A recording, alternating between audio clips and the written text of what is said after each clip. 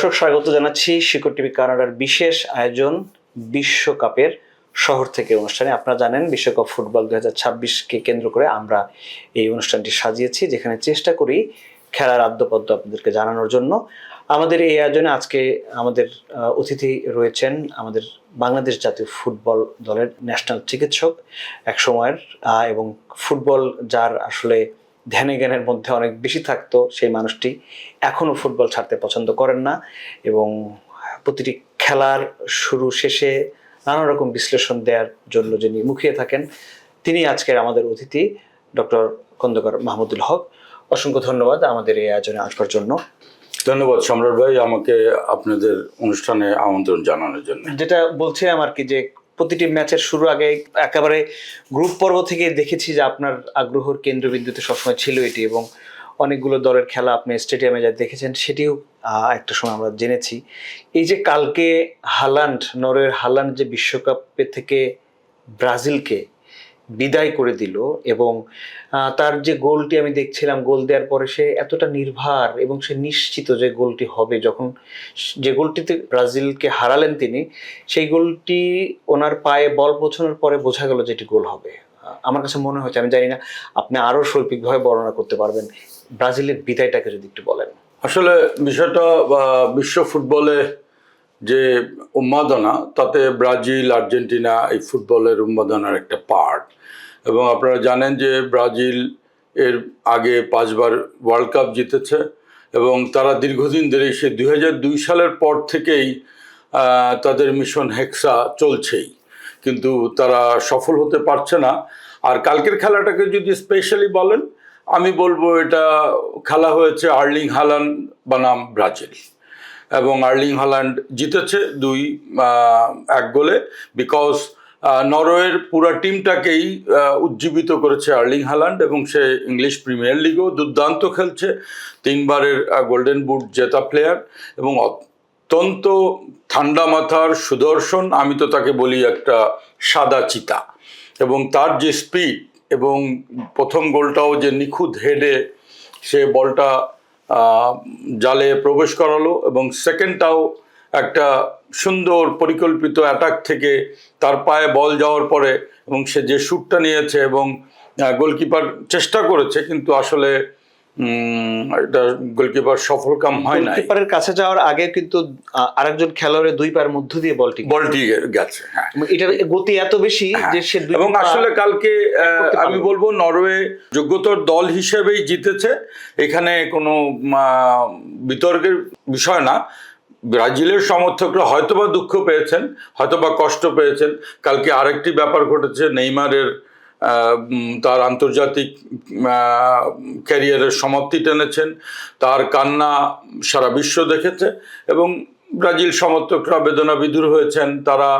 এবং এই নেইমার হয়তোবা একসময় খেলে আনন্দ দিতেন, যদিও এবার সে ইনজুরি টাইমে নামছিলেন, বেস্ট 11-এ থাকতেন না, কিন্তু তারপরেও তার কিন্তু রেকর্ড খুব উজ্জ্বল। 457টি গোল করেছে সে ব্রাজিলের হয়ে এবং বিভিন্ন ক্লাবে, এবং 257টার মধ্যে অ্যাসিস্ট করেছে। প্রায় 700-র উপরে তার এই গোল দেওয়া এবং করানোর একটা অভিজ্ঞতা। এই বিশাল 16 বছরের ক্যারিয়ার। খারাপ লেগেছে, তো তারপরও আমি বলবো না যে নরওয়ে কালকে যোগ্যতার দল হিসেবে জিতেছে। এবং আপনি যদি দেখেন পুরো খেলায় 66% বল কিন্তু আপনার নরওয়ের পায়ে ছিল, এবং অনলি 34% ব্রাজিল খেলেছে, যেটা আমরা ব্রাজিলের মতো দলের কাছে এটা কখনোই আশা করি না। ব্রাজিল তো আমরা দেখেছি সেই সাম্বা নৃত্যের তালে তালে ছন্দময় ফুটবল খেলতো, সেই ছন্দটা যেন কোথাও হারিয়ে গেছে, গত 20 বছরে দেখা যাচ্ছে না। আমি যদি এইটার সাথে আপনার বলার ধরন দেখে আমার মনের মধ্যে একটা কথা আসলো, সেটি হচ্ছে যে এই যে ব্রাজিল এভাবে বিদায় নিল 2002 সালের পরে, আপনি বলছিলেন জার্মানি কিন্তু আরো আগে বিদায় নিয়ে নিচ্ছে। হ্যাঁ, তো এই যে বিশ্বকাপের পরাশক্তিগুলোর এক ধরনের পরাজয় এত আগে দেখছি আমরা, আমাদের ইরান যুদ্ধকে কেন্দ্র করে যে আলোচনাটা, সেখানে আমরা দেখতাম যে এক ধরনের পোলারাইজেশন হচ্ছে বিশ্ব রাজনীতিতে। তো এই বিশ্বকাপের মঞ্চেও কি এই পোলারাইজেশন দেখতেন না? এখন অনেক দল যারা আন্ডারডগ, যারা আলোচনায় এভাবে ছিল না, তারা উঠে আসছে। আর এখন তো মানে টেকনোলজির যুগ, সব কিছুই তো দ্রুত সবাই রপ্ত করছে। আর ব্রাজিলের যে খেলার, এর আগে আমাদের যে আলোচক মাসুদ করিম বলেন যে এদের খেলার স্টাইল, আর্জেন্টিনার খেলার স্টাইল তো সবাই কপি করছে। তা সুতরাং ওই টেকনিক্স অ্যানালাইসিস, প্রত্যেকটা খেলার ভিডিও অ্যানালাইসিস হচ্ছে কাছাকাছি হয়ে এবং কাছাকাছি হচ্ছে এবং দূরত্বটা কমছে। এবং স্ট্যাটিস্টিক্সে আমরা যদি দেখি যে ব্রাজিল মাত্র 279টা অ্যাকুরেট পাস করতে পেরেছে কালকে, 84% যদিও সেটা, কিন্তু on the other hand Norway 618টা পাস করেছে, যেটা 91%। তার মানে তাদের খেলার অ্যাকুরেসিটাও, এই কারেক্ট পাসও বলে দেয় যে তারা কতটা ডেডিকেটেড। এবং আমরা খেলার আগেই আলোচনা হচ্ছিল এবং আমরা সবসময় নরওয়েকে এগিয়েই রাখছি। মানে এটি কোনো অঘটন আপনি বলছেন? না না, কোনো অঘটন না। এটা খুব, এই নরওয়ের জয়টা এটা খুব মানে যোগ্যতর দল হিসেবেই জিতেছে। ব্রাজিলের দুর্ভাগ্য বা ব্রাজিল সমর্থকদের দুর্ভাগ্য, কিন্তু এটা ফুটবল গোলের খেলা। দিনের শেষে যে গোল বেশি দিবে সেই জিতবে। এবং তাদের হিগুয়েরাস নাম্বার 8 জার্সি, এবং সে অমার্জনীয় যে অপরাধটি করেছে পেনাল্টি মিস করে, পেনাল্টি মিস না করলে হয়তো বা নেইমার পেনাল্টি দিয়ে একটি সমতায় বা দূরত্ব কমিয়েছিলেন, ওই পেনাল্টিটায় গোলটা দেওয়া থাকলে খেলাটা 2-2 হতো, আমরা হয়তো বা অতিরিক্ত সময়ের খেলা দেখতে পারতাম। আচ্ছা, নেইমারের প্রসঙ্গ যখন উঠলো, এবং আমি আর এই সুযোগটা নিতে চাই যে আপনি পেশায় একজন চিকিৎসক এবং আমাদের ন্যাশনাল ফুটবল টিমের চিকিৎসক ছিলেন, আমি একটু জানতে চাই, কালকে এটি নিয়ে অনেক কথা হচ্ছিল যে নেইমারের যে শারীরিক অবস্থা, সেই কারণে তাকে শেষের দিকে নামানো হয়েছে, বা এর আগের গুলোতেও এগুলো হয়। নেইমারকে কালকে যদি পুরো সময় খেলানো হতো, আপনার কি মনে হয় যে? আসলে নেইমারকে মূলত স্কোয়াডে রাখা হয়েছে, মাই অ্যানালাইসিস, স্কোয়াডে রাখা হয়েছে শুধুমাত্র দলের মনোবল চাঙ্গা করার জন্য। নেইমার কিন্তু গত 22 কাতার ওয়ার্ল্ড কাপ থেকেই কিন্তু সে খেলায় ইনজুর্ড যে হলো, তারপরে কিন্তু সে তার রিদমে ফিরতে পারে নাই।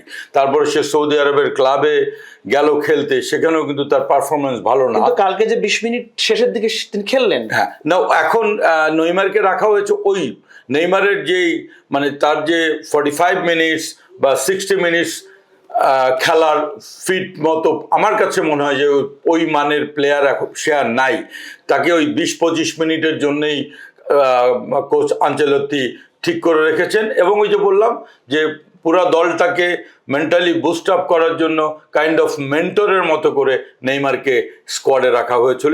এটাও একটা আমি বলবো যে ব্রাজিল ফুটবল ফেডারেশন বা যারা ফুটবল নিয়ে ভাবেন তাদের একটা কেমোফ্লেক্স ছিল যে okay, Neymar is in the team. So Neymar is in the team means অন্য দলগুলোকে ভাবতে, আরো সময় ব্যয় করতে উদ্বুদ্ধ করবে যে ওকে কিভাবে আটকানো যায়। কিন্তু নেইমারকে তো ওইভাবে পুরো টাইম খেলানো হয় না, because he was not fit, I think.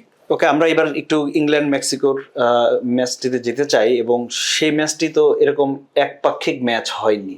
না, ওটা যথেষ্ট দুর্দান্ত একটা ম্যাচ হয়েছে, দুর্দান্ত। যদি আমি আপনাকে বলি এই ম্যাচটিকে নিয়ে একটু বিশ্লেষণ করতে, 3-2 এই ম্যাচ, এখানেও ইংলিশ প্রিমিয়ার লিগের কিছু নামকরা স্ট্রাইকার আছে ইংল্যান্ড জাতীয় দলে, যেমন বেলিংহাম আছে, হ্যারি ক্যান আছে।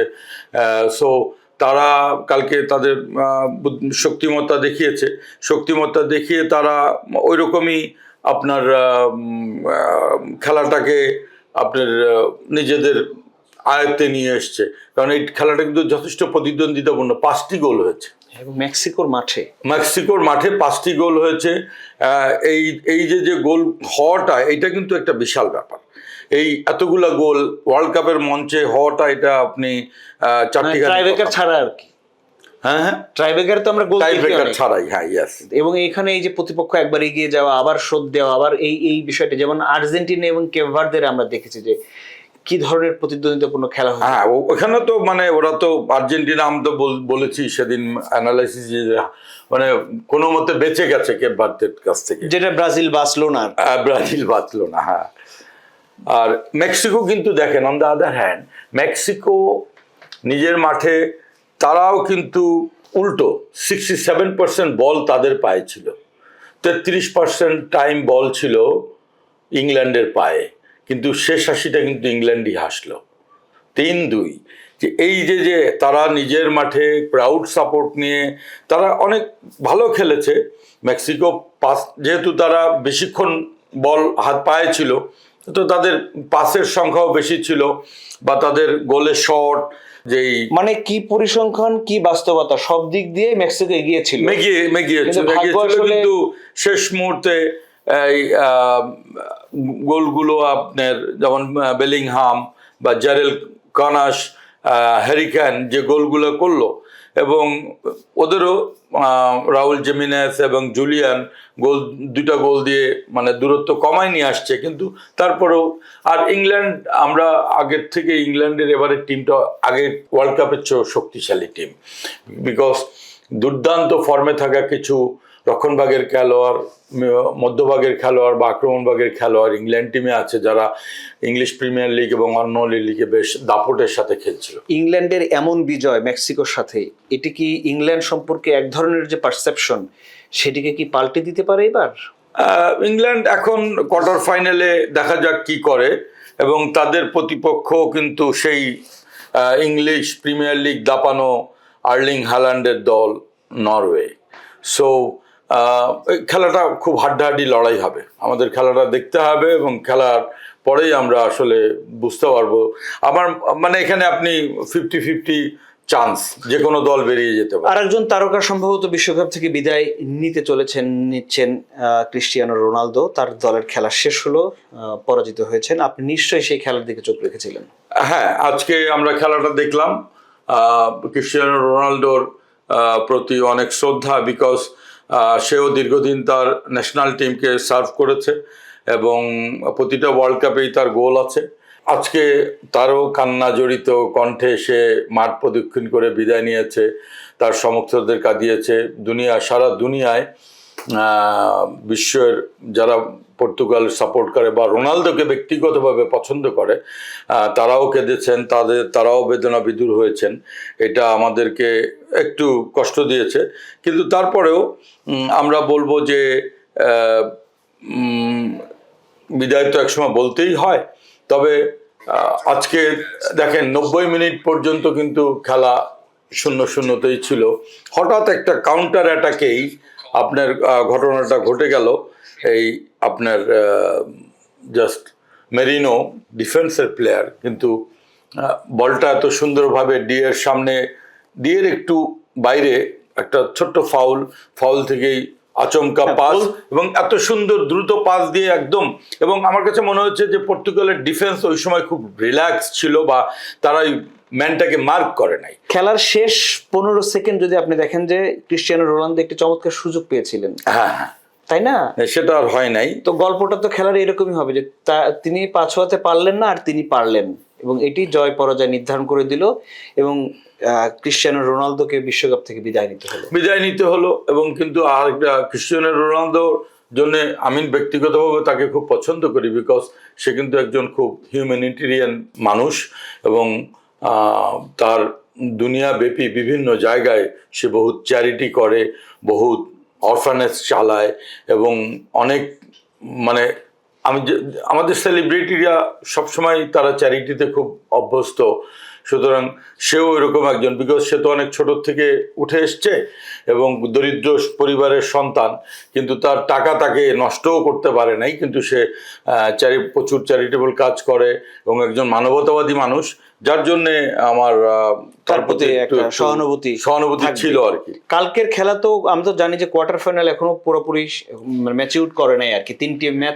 এখন আমরা finally quarter final line up এই পর্যন্ত আমরা যা পেলাম, ফ্রান্স মরক্কো হচ্ছে, এরপরে নরওয়ে ইংল্যান্ড, ব্রাজিলকে হারিয়ে নরওয়ে, আর মেক্সিকোকে হারিয়ে ইংল্যান্ড, আর আজকে স্পেন কোয়ার্টার ফাইনালে চলে গেল রাউন্ড অফ 16 থেকে পর্তুগালকে হারিয়ে। এরপরে আমরা ওয়েট করব 8টায় আর একটা খেলা আছে, সেটা বেলজিয়াম ভার্সেস ইউএসএ। এই দলের মধ্যে বিজয়ী দল স্পেনের মোকাবেলা করবে কোয়ার্টার ফাইনালে। আর শেষ 16র 2টি খেলা বাকি আছে, সেটা আর্জেন্টিনা ইজিপ্ট এবং সুইজারল্যান্ড কলম্বিয়া। এই 2টা খেলার উইনাররা আর একটা কোয়ার্টার ফাইনাল। আর্জেন্টিনা যদি জেতে তাহলে তাদের মুখোমুখি হইতে হবে সুইজারল্যান্ড অথবা কলম্বিয়ার বিজয়ী দলের। আশা করি শেষ পর্যন্ত একটা পরিষ্কার ধারণা হচ্ছে। তবে আমাদের প্রথম থেকেই যেই প্রেডিকশনটা ছিল সেদিকে হয়তো বা আগাচ্ছে। আমরা এইভাবেই চিন্তা করছিলাম যে স্পেন পর্তুগালের মধ্যে একটা টিম আসবে, এবং আর্জেন্টিনাকেও আমরা এভাবে ধরে রেখেছি, ফ্রান্সকে আমরা ধরে রেখেছিলাম। কালকের আর্জেন্টিনা ম্যাচ সম্পর্কে যদি ছোট্ট করে একটু বলেন, নিশ্চয়ই দর্শকদের একটা আকাঙ্ক্ষা জায়গা থাকে। আর্জেন্টিনা এখন আসলে কোনো বড় পরীক্ষা দেয় নাই, শুধু কেপ ভার্দে ছাড়া। তো কালকের ম্যাচটা মিশর কিন্তু যথেষ্ট, তাদের সালা আছে, ইংলিশ প্রিমিয়ার লিগ খেলা, তো সেও ভালো ফর্মেই আছে। আর ইজিপ্ট টিমটা যথেষ্ট দ্রুত গতির এবং যথেষ্ট স্পিডি।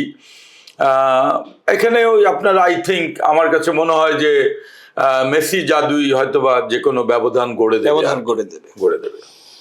অনেক ধন্যবাদ। নিশ্চয়ই কালকে আর্জেন্টিনার ম্যাচের পরে বা আগে আমরা আরেকবার জন্য আপনাকে পাবো। দর্শক, আমাদের বিশ্বকাপের শহর থেকে অনুষ্ঠানের আমরা বিদায় নিচ্ছি। আগামীকাল নিশ্চয়ই আমরা আরো কয়েকটি ম্যাচ নিয়ে আপনাদের সামনে হাজির হব। ভালো থাকবেন সবাই।